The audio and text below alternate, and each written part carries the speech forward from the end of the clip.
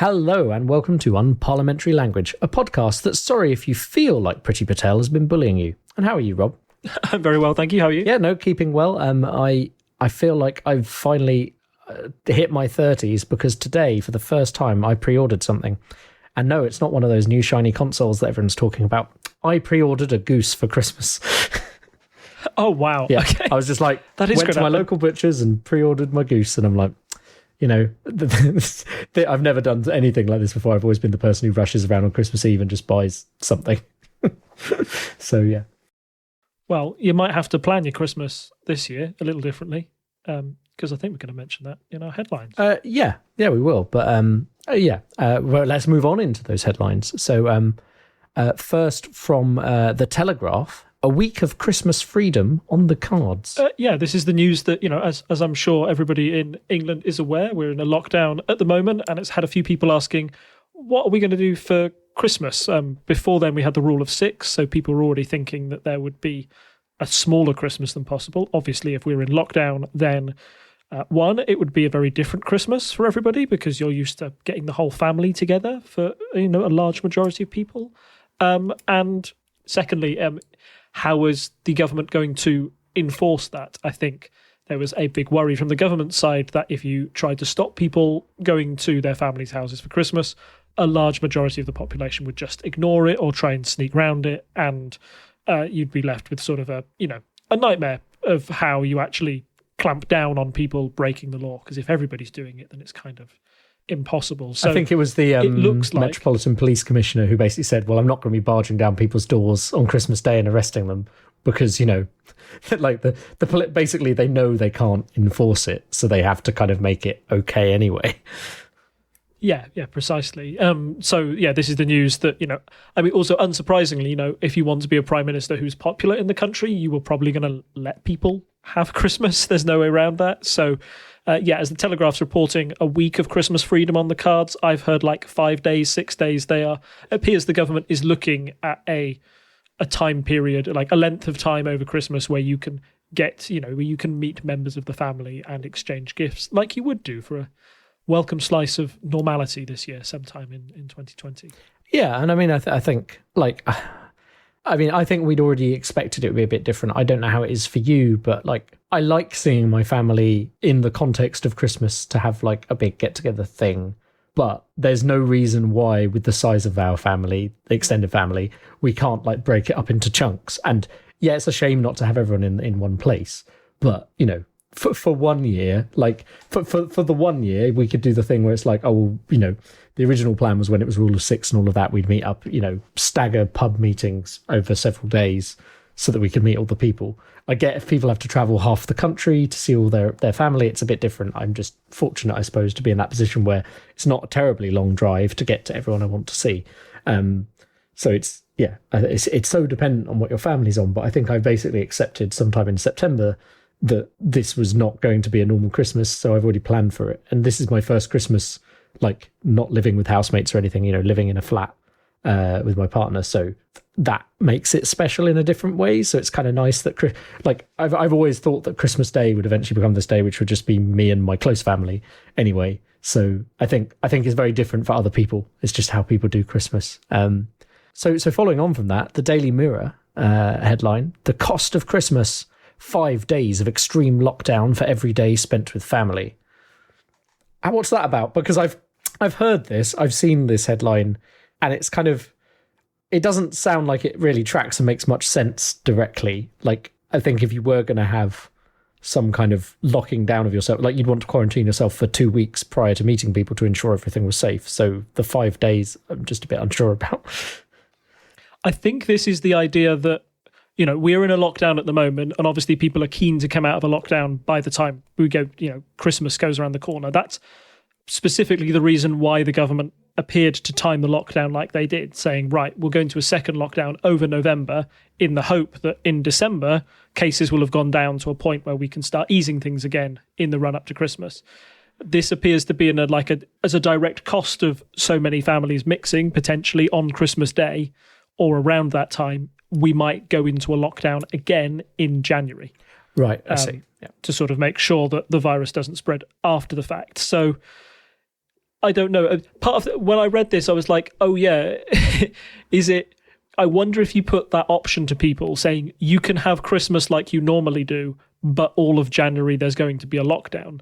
How many people would actually take that bargain? Is it worth it? Because I was weighing it up in my head, and I said, I wouldn't mind having a smaller Christmas for a year if it meant that if we didn't have a full lockdown in January. I don't know, Christmas means different things to different people, but it is worth saying, I thought it was just worth bringing up the point that the coronavirus isn't popping up to the North Pole so everybody can have Christmas and then coming back afterwards. It's still going to be a thing.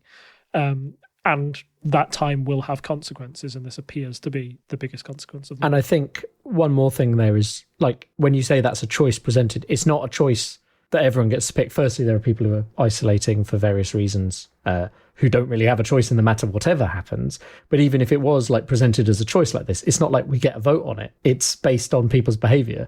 So you're kind of in the position where you might as well have a normal Christmas, because if everyone's going to be doing that, we're all going to be locked down in January. And I think you get into some of these kind of more problematic psychological things that have happened during the pandemic, where it's like, well, I've been being good, but other people haven't, so now we're stuck in a lockdown kind of thing. And you see these kind of circular arguments, and it's why I think people often get quite angry when they see posts of people going out and doing things. They're like, well, I've been... And it's like, well, it's a really hard line to walk, because if the rules have allowed... As long as people aren't breaking the rules, if someone has followed the rules at all points, you can be like, well, they always follow the rules. And that's why the rules are there. But people who have opted to stay at home, for example, for the duration, who didn't need to, could feel like, oh, well, I'm being negatively affected because of these people going out and about. But if those were the rules, I suppose a good example is the Eat Out to Help Out scheme over the summer. Most people I know definitely went for at least one of those meals because it was a good deal, and that was the point of it. It was a government incentive.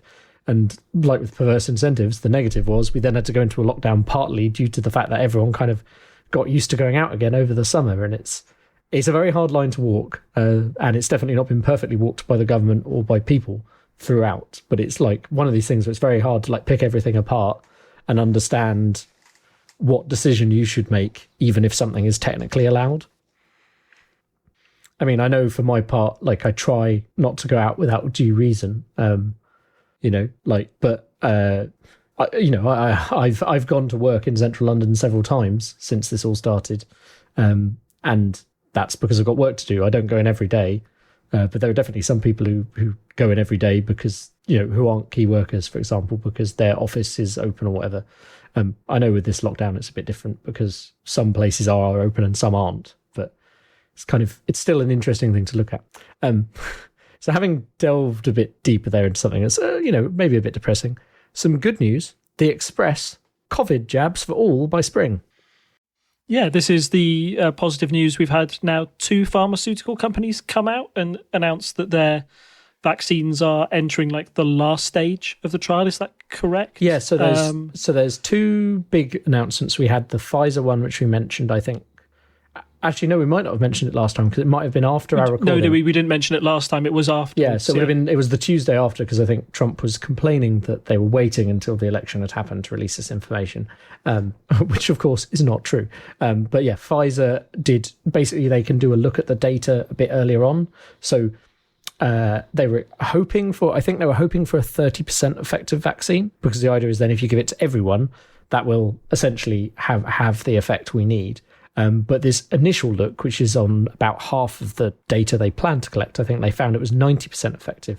And that's one of these new mRNA vaccines. And then not long after, Moderna came out and made a very similar announcement. I think I can't remember now, but theirs was also in the range of 90%. So it was 95%. I remember that because there was a joke because this is a very real thing that happened, but Dolly Parton helped to finance that drug or donated to that drug in some way, which is why there was a joke going around that's why it's 9 to 5% effective.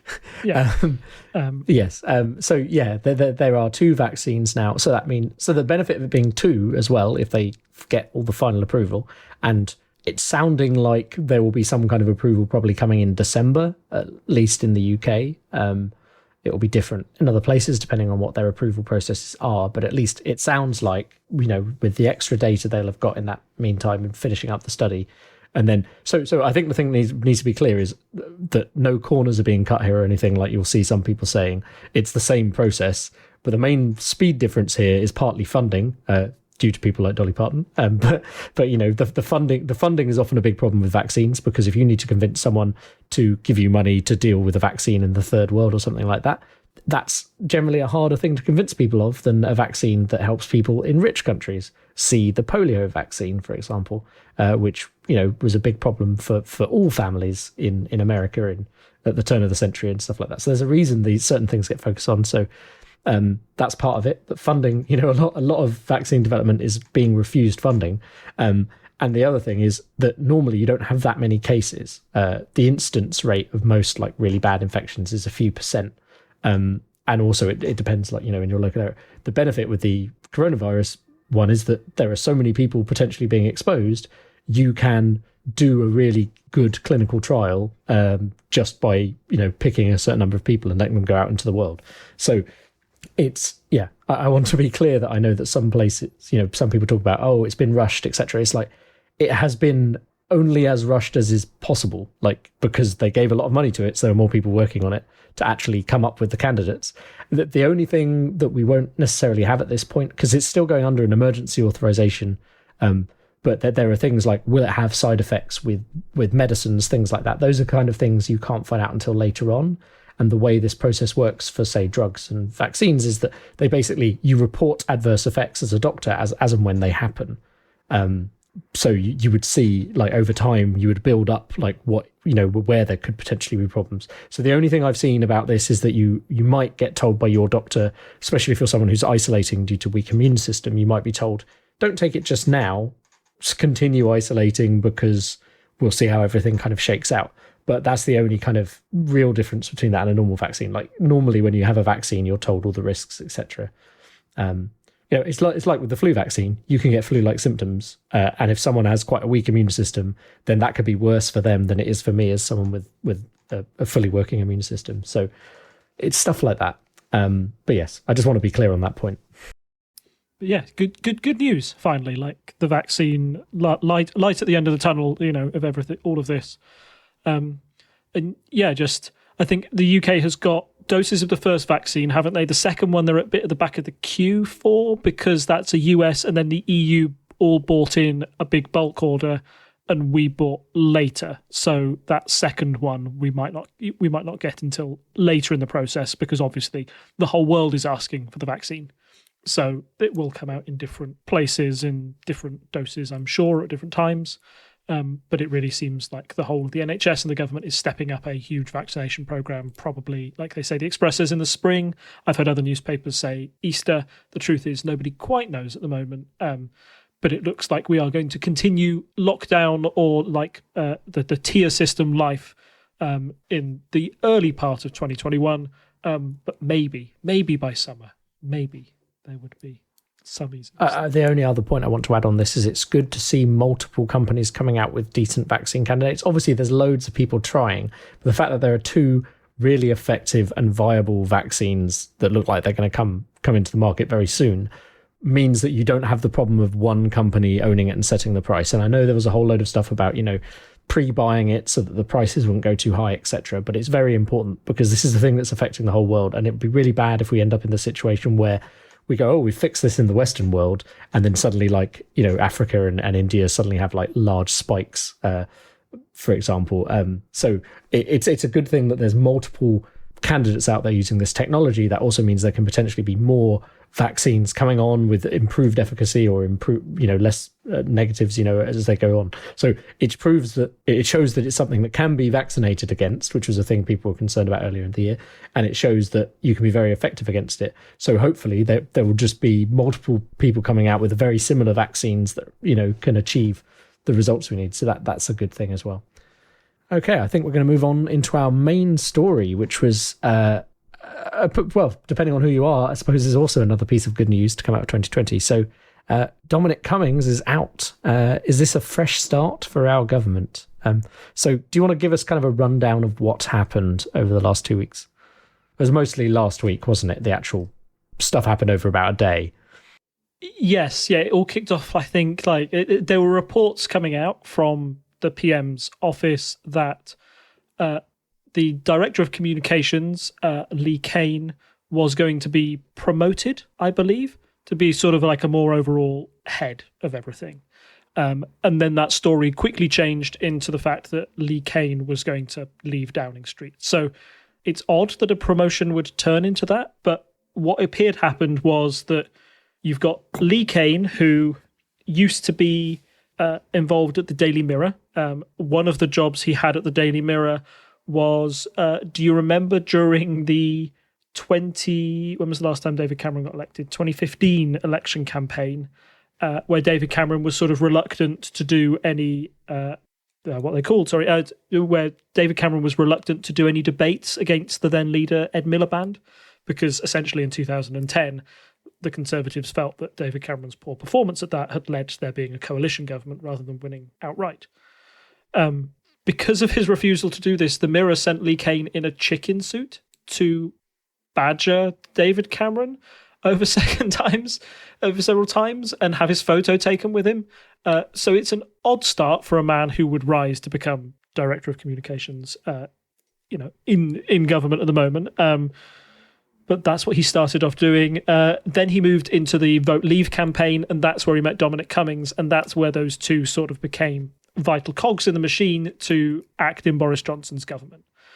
Apparently, what's been happening behind the scenes is there's been a bit of a power struggle within Number 10, maybe brought on by the new press secretary who's been brought in, Allegra Stratton, her job is meant to be the government's mouthpiece during press conferences. So a bit like they have in the White House, where you have a press secretary there, the idea is she would, rather than Boris Johnson's being at the podium, she would stand in for the government and would be their voice on all of these issues. She came in and essentially said, I would like to report directly to the Prime Minister, whereas Lee Kane said, no, you've got to report to me and I will report to the Prime Minister. So there were already tensions building up there. Secondly, I think if you can talk about what one of the government's main weaknesses have been, particularly during the coronavirus outbreak, is that maybe communication hasn't been their strong point, or hasn't been all that clear. We've talked previously about the number of U-turns that the government has been forced into, and maybe they've been slow to react. We highlighted on a couple of podcasts ago how their communication, particularly with Manchester, and how that was shown to the world, was really poor as well. So the fact that Lee Kane was the man responsible for this, him getting a promotion didn't seem to really fit with everything. So again, this promotion might have been, seen to him as he was being pushed aside into a role where he couldn't get involved with that side of things. The other thing to notice about Lee Kane is that we've mentioned how he was a right-hand man to Dominic Cummings. Cummings saw him as very important to keeping his grip on power within Downing Street. So it appeared that Dominic Cummings said that he would resign if Lee Kane were to be forced out of his position. This led to a bit of a briefing war against the two and against others within government. Most notably, it said that Carrie Symonds, the Prime Minister's girlfriend, didn't approve of Cummings or Kane, and that Cummings in particular had a nasty nickname for her, which is Princess Nut Nuts, which, okay, it's a pretty, if you're looking to have a go at somebody, I think it's a rubbish nickname. I think it's a rubbish, playground nickname to call anybody. I don't think it makes sense. I can't understand where it sort of comes from. But it's fun to say. Maybe that's part of it. But I don't. Maybe that's part of it. But I don't know if it's sort of It struck me as one of those things if Dominic Cummings is kind of like a self-professed genius or thinks that he's a great Machiavellian thinker, and I think he's secretly quite pleased of the way that he's portrayed as such. The fact that the best nickname that he can come up with for Carrie Symonds is Princess Nut Nuts really suggests to me that he's not as genius or Machiavellian as he thinks he is. But anyway, so all of this seemed to be coming to a head. Everybody thought, the Prime Minister isn't going to get rid of Cummings. If he didn't get rid of him for the Barnard Castle thing, why would he get rid of him now? But then a day after Kane's departure, in an interview, not in an interview, but in speaking to Laura Kuenssberg, Cummings said, "Oh, my position on my blog hasn't changed." And the position on his blog said that he thought that he would be not needed or out of government by January 2021. And as it was, we had some quite eye-catching photos of Dominic Cummings leaving the front of Number 10 with a big box of his stuff, as it was announced that, yes, he would be stepping down for his role in the very near future. I don't know if did you see these pictures at all? I have seen several, yes. I think, obviously when cameras train on the door of 10 Downing Street, there's going to be lots of photos, and they'll pick the best ones. But they were quite powerful looking. That the kind of thing where if you saw them as your newspaper front page, you'd expect, oh, that's the kind of thing people might be talking about in a few years. So it definitely feels like it made an impact. Yeah, and I think that the whole point of that is that that's another Cummings moment of him wanting to make an impact. Like, there is a back door to 10 Downing Street. You can slip away unnoticed if you want to. I think several people do every day. So the fact that he kind of orchestrated this, I'm going to walk out the front of 10 Downing Street with a big box, which I think is what people only do in American movies rather than what actually happens when you leave your job. Again, maybe said something to me as the man and how he likes the spotlight, or how he's seen his role in government to kind of like take some of the attention away from the Prime Minister in charge. It's a fitting end, and like some people said that they would be using it as their Christmas card this year, or that the John Lewis ad had really gone up one with those images. But it certainly was striking, and I think it marks the end of an era, doesn't it? If we talked about one of the main people who was, if you mentioned Boris Johnson's government, you'd probably mention the influence of Dominic Cummings in the same sentence. He was that influential, as you thought, on government policy. And it means the loss of one of the funniest bits on Spitting Image at the moment as well. I think they're probably spitting feathers, aren't they? Yeah, like that is the one bit. I've tried to watch this new series of Spitting Image, and there's some bits that hit for me and a lot that misses. But the Cummings portrayal was particularly funny. I think they are going to miss it. Cummings is particularly good. I don't know if we've discussed this previously, but I find Cummings is particularly good. That's particularly funny and worked. And then there's Govey in Paris. I just find hilarious, even though they've only done it twice. And then the other one is Hancock always being told to hide in the corner. It's a very silly bit, but it's very funny every time. And he just kind of looks like a bit of a dweeb it's very kind of old school humour, but yeah. Yes, they've got Hancock's face down to a T. Yeah, it's a very good caricature. So, as I say, it was attention-seeking. Maybe this final photographic moment seems very like something that would be in the thick of it. But why get rid of him now of all times? Like, it seems it kind of almost came out of the blue. I know there was a flurry of activity on that day by professional government watchers all over the internet, but it does seem sudden. Yeah, I think. Well, like I said, it does appear to have come out of the blue, and the fact that I felt that he was immovable, and I felt Dominic Cummings wouldn't want to give up power willingly, particularly when you had a look at his defence, his Barnard Castle defence, which was something where many other people would have taken the hit and said, oh, for the good of the government and for the good of the nation, I will step down and make sure we all keep following these rules. That press conference and the reaction to it, and the way that I felt that Cummings felt he could get away with it, kind of meant that he was ingrained in government and was going to be this Alistair Campbell-like figure who, Alistair Campbell came to represent a lot about the Blair era and how they managed things, and stuck with Blair until the bitter end. I felt Cummings was going to be the same type of person. But I think you've got to look at things like the Barnard Castle moment and realise that this has been something that's been building for a while in the background, and maybe Boris Johnson has been trying to build up the courage or look for an excuse to get rid of him in the near future. So there are a number of reasons why I think Dominic Cummings is a political weakness for Boris Johnson. Let's start with the first one, Barnard Castle, in which we've mentioned it previously. He lost a lot of political capital with that. There are people who looked at that moment and said that was one thing that made lots of people stop following the rules or feel like they could get away with stuff. after we were coming out of lockdown. It was one where the easiest decision to do was to fire him, and he didn't, and it made Boris Johnson appear weak, in my opinion.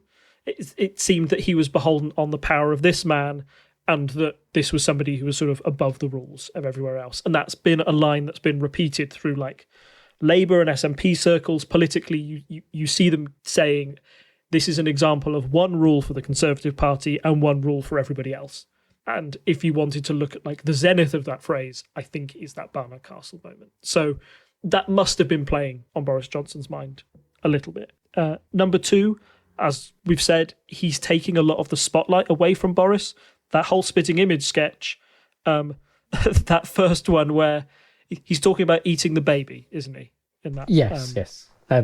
In that spitting image sketch, and he kind of says, "Would you fire me if I ate the baby?" And he goes, "No, of course not," says Boris. The fact that he was seen to be unfireable and the person who was really in charge must have irked Boris Johnson a bit, particularly when he's the man who is, Boris Johnson has not been shy about the fact that he's wanted to be Prime Minister for a lot of his career. And now he's there.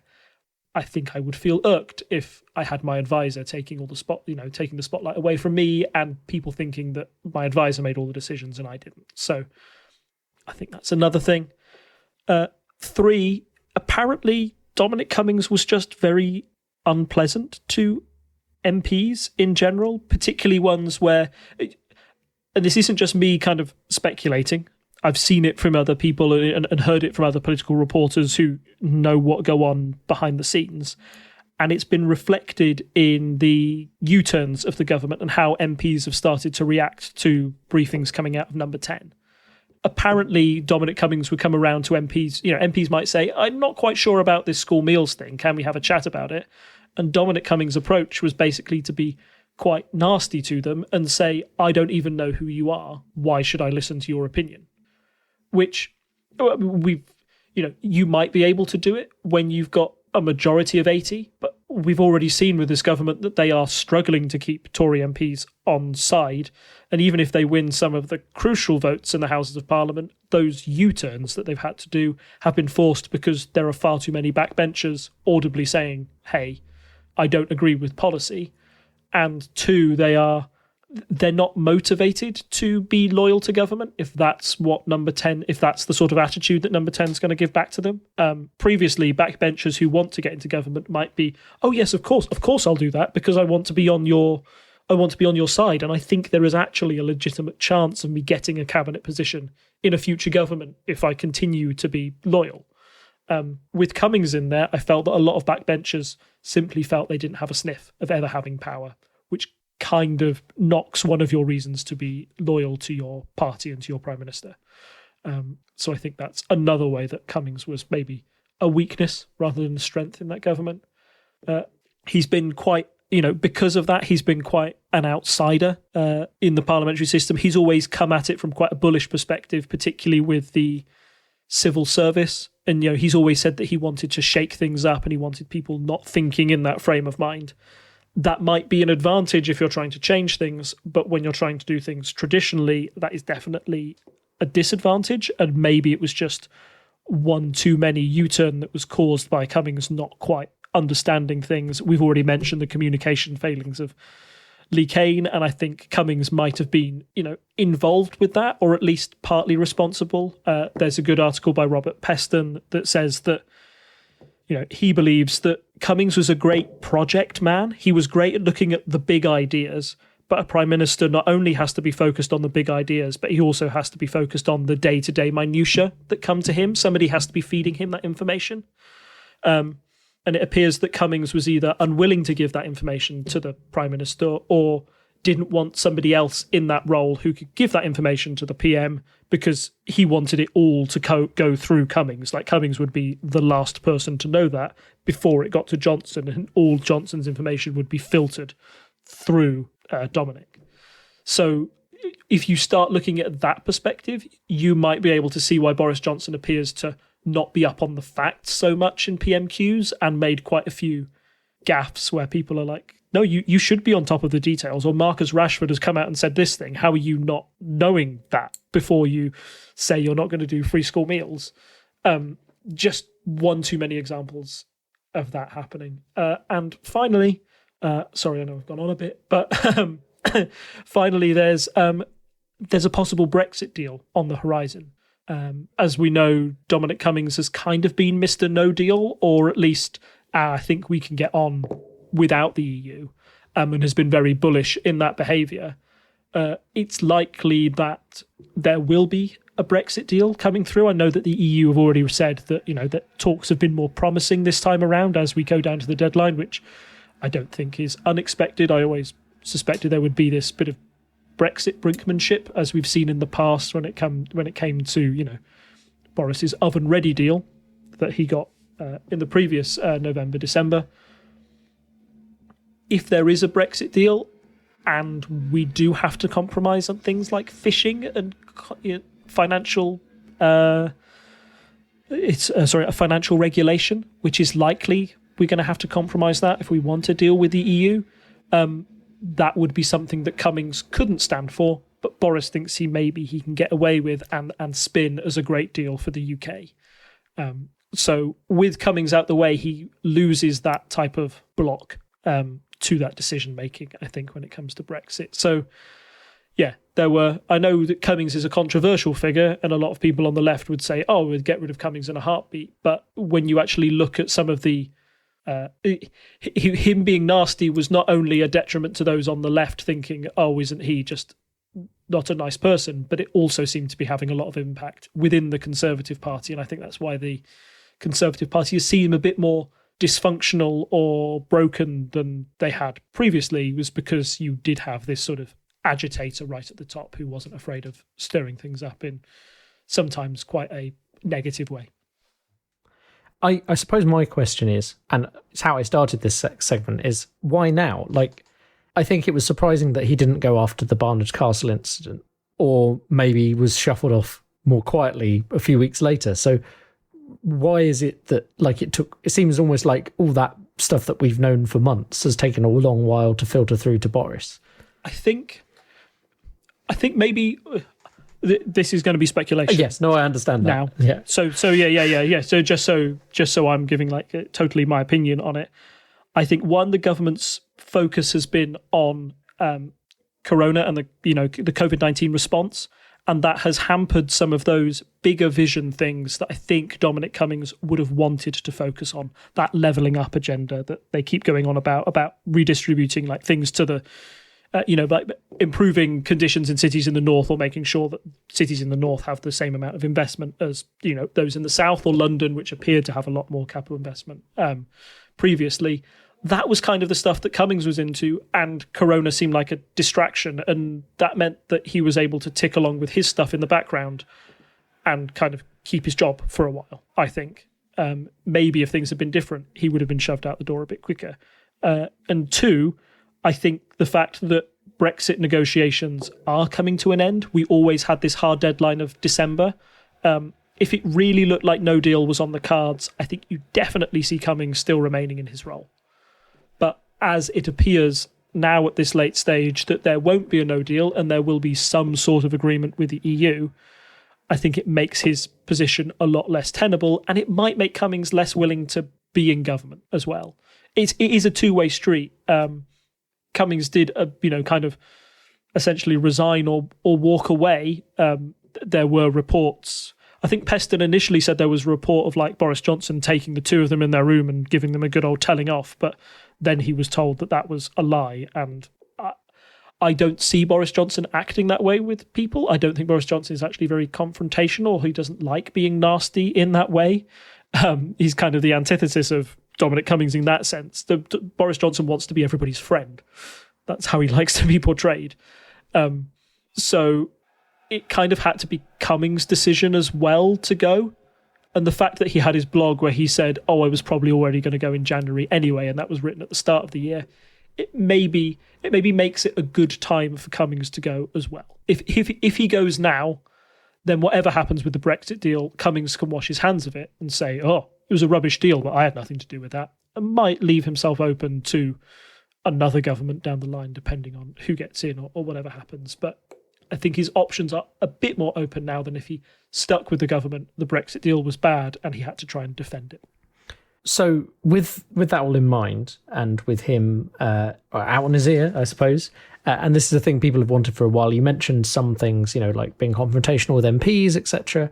How do we think this will change government going forwards, if at all? Because, maybe there are problems that aren't all down to Cummings, but it does sound like he was causing some of them. Yeah, so I think one thing you might see less from government is this culture wars idea, or the way that they approach the opposition side in Parliament.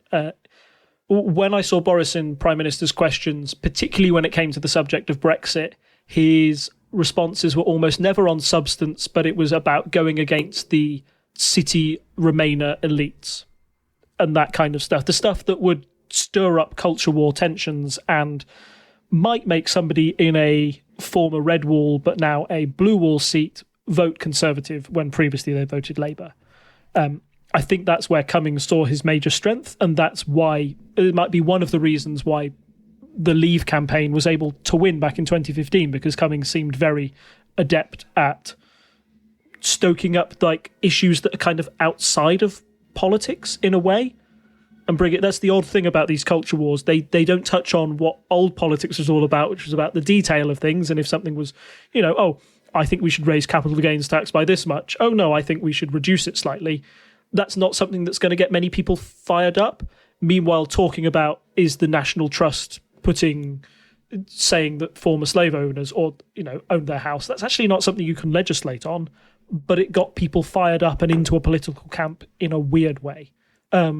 So I think that maybe with Cummings out, you will have future culture wars, and that might lead to a more conciliatory tone from the government, I'm hoping. I know that we've talked about a lot of our, one of the reasons why we started this podcast in one of the reasons I did anyway, one of the reasons I wanted to was because I felt politics had become incredibly divided. People were very tribal, particularly after that Brexit vote that seemed to make things quite nasty. And unfortunately, I think we've got to 2020, and I don't know if things have changed, are any less tribal now. If anything, some things even seem to stir up both sides even more.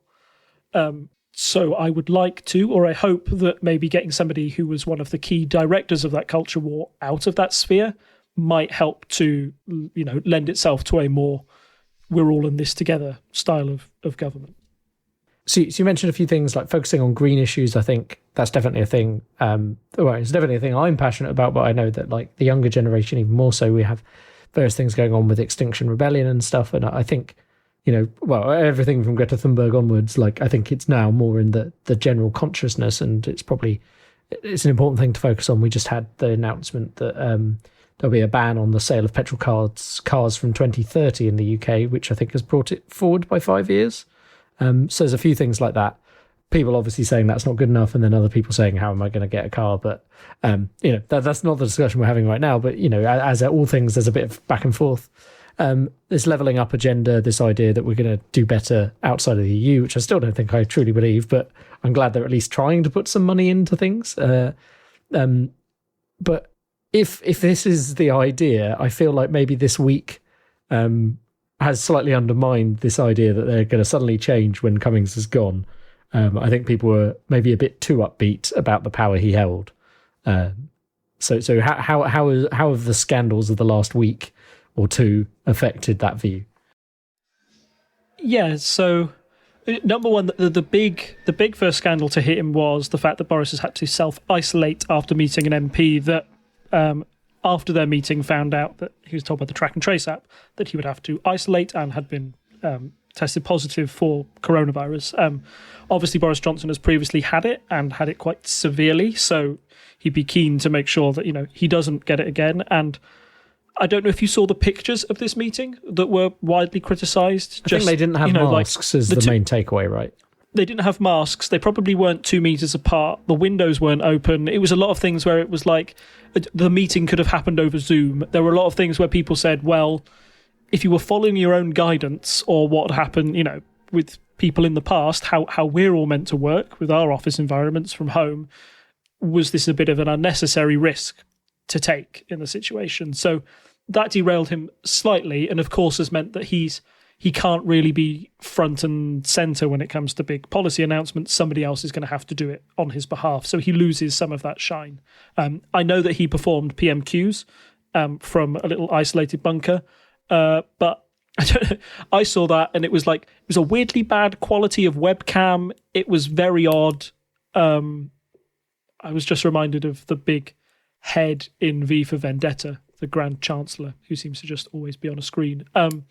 Yes, it was all very, I don't know, if you were looking to really relaunch yourself and have a bright, shiny new Prime Minister, this was not the way you wanted to do it on a webcam from Tesco. Like, you wanted it to be, better than this. So that's the first one that derailed it. The second one is about the behaviour and the report that came out regarding Priti Patel and bullying allegations.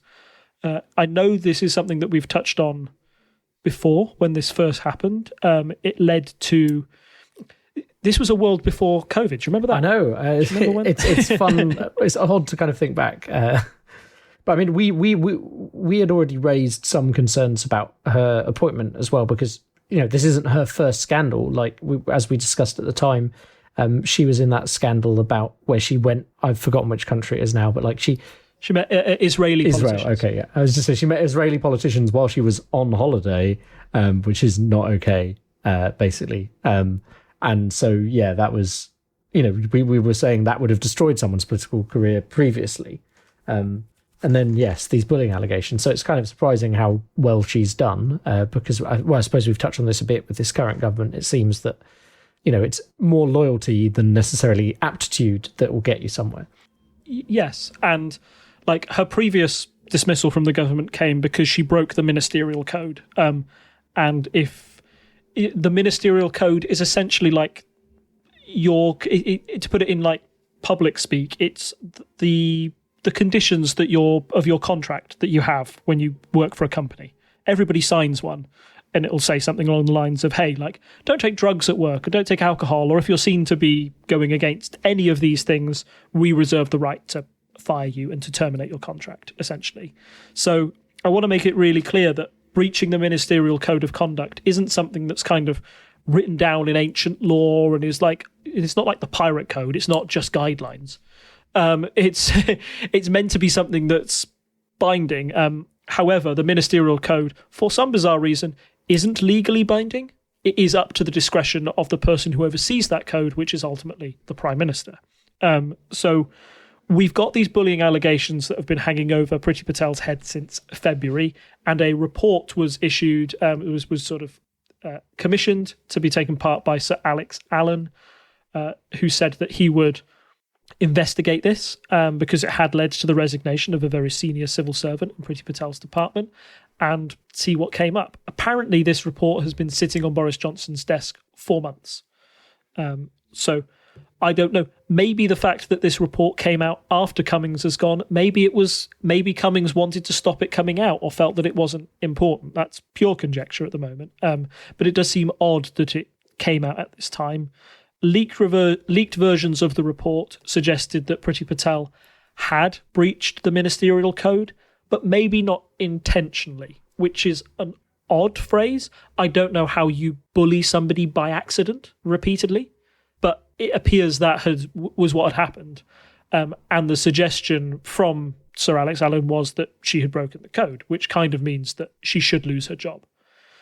Next came a bizarre 24-hour period where Tory MPs on Twitter all started to say what a lovely person Priti Patel was to work with. And let me just see. I will quickly grab the tweet. If you want to look it up, Tom, sorry, it is from Nicholas Pegg, at Nicholas Pegg, a day ago. Who says, here's a handy guide to the Conservatives' orchestrated Priti Patel script. Highlights include hardworking 7 times, kind 6 times, determined 3 times, deliver 11 times, tough 10 times, tough job 3 times, and one of the toughest jobs around 3 times. Luckily, we're all stupid and we'll never notice. So it is clear that the members of Cabinet or senior Conservative officials had been briefed on what to say and all to rally around Priti and say that, yeah, no, she probably shouldn't go for this. If she's accidentally bullied somebody, it's because it's a very tough job being Home Secretary. And we've all been there, and she's lovely to me in private. The next day, as it came out, Boris Johnson unsurprisingly decided not to act on the report.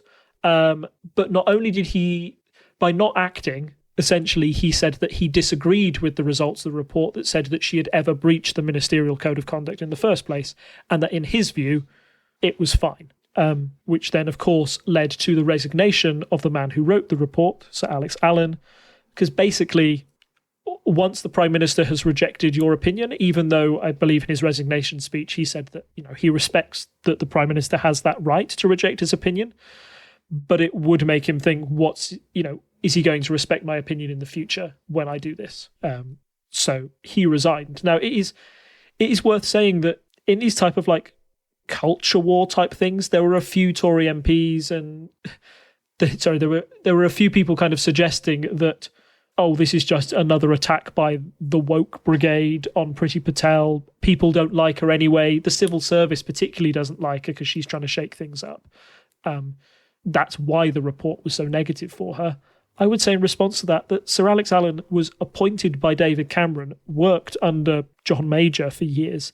He's hardly Karl Marx. He's quite a middle of the road, probably conservative civil servant who's like working to that agenda. So the report is meant to be independent. It produced an independent result. What's worrying is that the government and Boris Johnson decided not to follow the recommendation of that to save Priti Patel. Now, we've talked about why Dominic Cummings was maybe like, it was a good time to fire him. Why is it a bad time to fire Priti Patel? And why does Boris Johnson feel that he can't lose her from cabinet?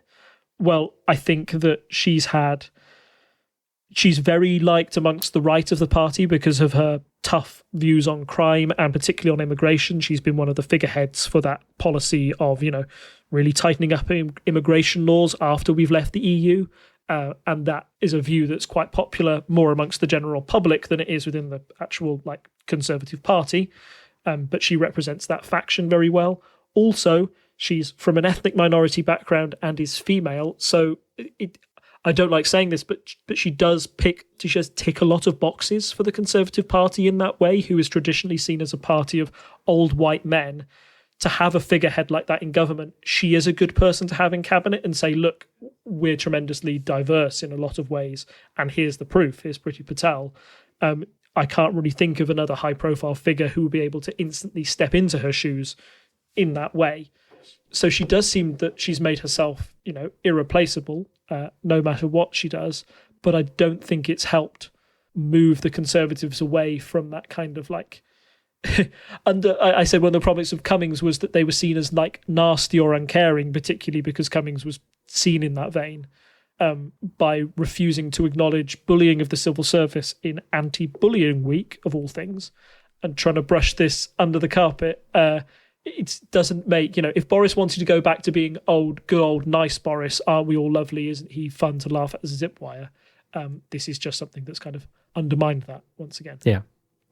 I don't really have much to add on this, I don't think. I think we've gone into a lot of detail there, and that's very good. I think maybe the only thing to kind of add in is I did see a kind of narrative where people were saying, oh, well, she's only being picked on because she's a woman, etc. But I think that the report is quite damning of her behaviour. I don't get the impression that's what it was at all. But then there was a whole kind of so it was kind of a four-dimensional chess moment where they were kind of saying, well, the Tories are defending her, and then they're getting people to tweet out saying, oh, well, it's only because she's a woman she's being attacked. And then it was but are they actual? It was a whole thing going on Twitter where it was one of these things where realistically at this point it's hard to pick apart who was saying what at what time. But yes, no, I think you're right that it's very hard for them to find someone who replaces her and not accidentally end up with the all-male white cabinet again, which I think is definitely a problem the Conservative Party has. They like to be oh, we're really inclusive, but they don't have many people they can put into those positions. If they were more inclusive, then this wouldn't be a problem. I think would be my summary. Yeah. As we're kind of wrapping up, we We don't really have any polls to talk about this week. So I think maybe, did we want to just briefly mention in passing what's going on over in America still, which is that Trump still hasn't actually conceded, even though it seems like he's understood? Yep. Trump's not conceding, and his main lawyer's head is leaking live on TV, is the big scandal. It's bizarre what's happening over there, and a bit saddening. I do think that, we mentioned in our last episode when it was announced that Trump was likely to fight on many fields, but he had to fight in 6 separate states. And since our last episode and this one, he's lost many key lawsuits on the matter in almost every state. He managed to get a recount in Georgia, but that recount has now been concluded and Biden is still the winner. The only major mistake that was found there was they found a stash of ballots that hadn't been counted. And that slightly reduced Biden's margin, but obviously not enough to tip the state in his favor. He's been trying to influence people who, once a result goes through, there's a formal council of people that have to basically rubber stamp it. And he has been calling in legislators from both Michigan and in Pennsylvania, trying to influence them and saying hey, you're Republican, can you not say that this is okay so we can buy us some more time? Which is definitely what you shouldn't do and seems like a big abuse of power. But the more he gets rejected, the more these results are made official. It's becoming more and more impossible for him to overturn the results. So his only other tactic is basically for him to say repeatedly that the system is rigged without providing any evidence. And at least he'll have won culturally, maybe, or at least he will have convinced the many Americans that were on his side before that Joe Biden is not a legitimate president, even though he is. The strategy is really odd and I think is losing steam. But unfortunately, in the past 2 weeks, Donald Trump's tweets and in a news conference that he did last night, I think he said I won. Right? I won with 74 million, but he's still saying it. So he hasn't come to terms with it at all. It's getting a bit sad now. I think the one reassuring thing I can say is that I don't think that there's any chance that Donald Trump will be able to find a legitimate way to stay in the White House beyond January. It's just not going to happen. So it will come to. I think I might point people to offer in the show notes. There's a few links from Legal, which is a really good YouTube channel based in the US where they go through he's a lawyer and he talks about the law, but he's done a few on Trump and can he call in the Supreme Court, things like that, and goes through all of those different cases that are before the courts and where there have been results. He goes through the results, what it means. So I think that's quite good. And he also talks about how, removing the Trump from the White House. And basically the answer is as soon as, the inauguration happens, as soon as that time ticks out, he no longer is the commander of the Secret Service. So it doesn't matter what he wants to do. The Secret Service belonged to Biden at that point, even though he technically has a security detail. There's lots of reasons why those members, there's not going to be a shootout in the White House because, the Secret Service agents are still Secret Service agents, not Trump's personal employees. I'll point people to that in the show notes. The only other thing I wanted to share was a post from the Huffington Post that I've just seen, which is more Republican senators have contracted coronavirus than have agreed that Joe Biden has won the election at this point, which is one of those kind of disturbing facts that's come out of this election. It has been surprising to me how much of the Republican Party is still backing Trump's view of events. You would expect, when the result was still maybe up in the air and they were still counting, I can understand why a senator would be less likely to congratulate Joe Biden quickly, because Trump could be your boss still. But the fact that Trump is definitely not going to be your boss in the future, and the fact that you're not Donald Trump, you're a senator and you might not have that same charisma or get away with it, I don't know who it benefits to keep undermining that and not working with Biden for this. That's my one odd thing that I find about it, that the Republican Party should identify Trump as a loser and say we want to get rid of that, move on from that. Any other person who got defeated, you look at it in British politics, you look at American politics, if you lose an election, you are branded a loser. Sorry, move on. We'll find another person to fulfill your role and we'll hook our cart to that horse.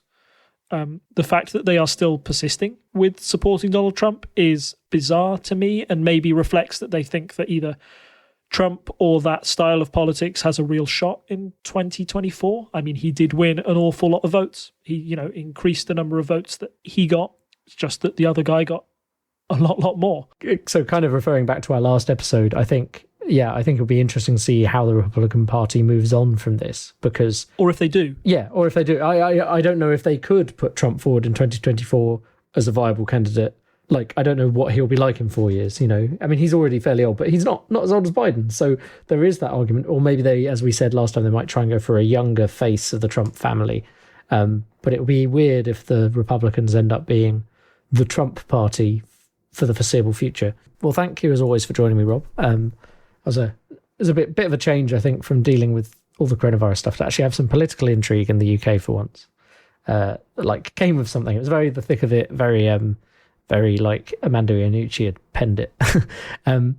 As always, thank you for joining me and giving me your insights. For people who want to support us, you can share the podcast with people tell them why you like it and why they should listen. You can go to all of our various websites that are linked everywhere. So you can find us on parliamentary.observer. You can find us at facebook.com/unparliamentary. You can find us at reddit.r/unparliamentary. And you can find us on Instagram and Twitter at unparlpodcast. And of course, if you go to patreon.com/TTSS, you'll be able to throw some money our way to help pay for hosting, pay for microphones and other gear that we have, pay for a subscription to Adobe so that I can actually edit the podcast, and a variety of other things. So yeah, throw some money our way and you'll get bonus content of Rob and I waffling on about our lives before we actually start recording. And I think there's nothing else left for me to say other than it's good night from me. And it's good night from him. Bye. Bye. Bye. Bye. Bye. Join Mike and Tom for nerdy conversation with a multitude of guests on Hat of Many Things. Say hi, guys. Hi, guys. Hello. I'm Mark, a librarian and professional wrestling ring announcer. I cast League of Legends. Soteros Phil Brucato, best known for my work with White Wolf and Onyx Path Publishing on the World of Darkness. Hi, I'm Jason Carl. I'm the producer of V5 at White Wolf. Yeah, my name is Johanna Pettersson, a Finnish game designer.